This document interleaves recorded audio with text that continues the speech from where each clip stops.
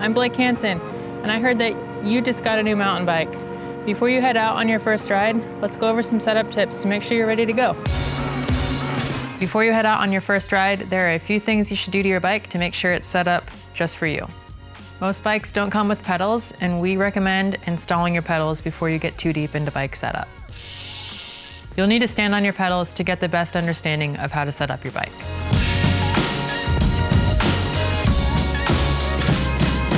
Buying your bike from Evo means it's been professionally checked for safety. Regardless, it never hurts to run through all the bolts to make sure they're tight. There's nothing worse than something coming loose when you least expect it.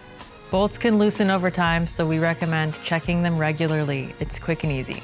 Setting up your suspension to properly work with your weight and style is critical. Having a well-balanced setup will make a massive difference while you're riding. Evo has an entire guide on how to set up your suspension, so make sure you check that out. If you're unsure about how to set up your suspension, make sure you take it to an Evo or your local bike shop.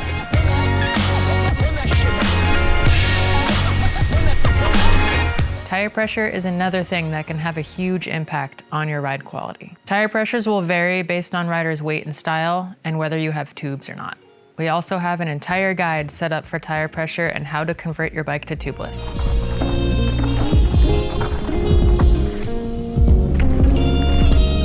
Cockpit setup's often overlooked, especially for women. It's important to adjust your controls to make sure you can properly shift, brake, and adjust your dropper post. If the bike is new, it's worth checking bar width. Different people with different shoulders and preferences will want a different width bar. Most companies will spec a very wide bar with the assumption that each rider will cut it down to their preferred size. There's no magic number on width, but I like to think of it as a shoulder width situation, and smaller riders will go for something narrower, whereas larger riders might choose something wider. There are a number of ways to get your bars cut down, but I definitely recommend cutting them off 10 millimeters at a time until it feels right for you. You can use a hacksaw or a pipe cutter or take it to your local shop. A lot of bars will have markings in 5 to 10 millimeter increments that will tell you exactly what you're looking at as far as width. I need to do that again. When you're riding, if you're unable to reach all of your controls easily, some small adjustments might be helpful. Brake reach is an easy first adjustment with the turn of a dial or an Allen key. Brake reach is totally personal preference, but you should be able to engage the lever at all times and make sure you feel a bite point before the lever hits the grip.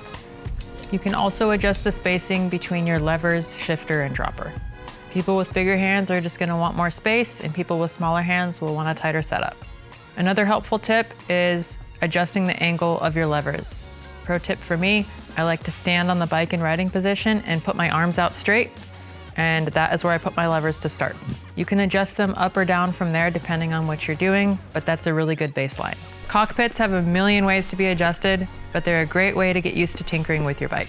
Next up is your saddle positioning and height. Getting your saddle positioning right could be the difference between a very good day and a very bad day. This is another piece of setup that is very much up to rider preference.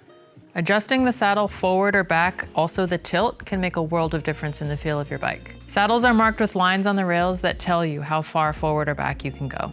Adjusting the tilt of your saddle will have an effect on your weight distribution, which will also affect how you pedal. I suggest tinkering with saddle position to figure out what works best for you. Watch out, Jackson's coming. Jackson seems perfect. Next up is saddle height. We get into this with our fit guide, but a good rule of thumb that I like to live by is that at the bottom of your stroke, your foot is flat and there's a small bend in your knee. This keeps your hips and sit bones level on your bike, and it totally will prevent future knee pain. Your bike is likely equipped with a dropper post. Thank goodness for modern technology. To engage it, press the paddle on the left side of your handlebar. Your saddle will drop down as far as you want it to. When you're ready to raise it back up, simply stand up and engage the paddle. It'll pop right back up. Dropper posts do require a little bit of maintenance. If your dropper starts to move slowly or gets stuck, just take it to a shop. It's usually a pretty simple fix. If you are someone that likes to learn how to work on things yourself, there's a lot of videos on the internet that'll show you how to. Now that you got your bike all set up, make sure you check out our guide on how to set up suspension, and then get out there.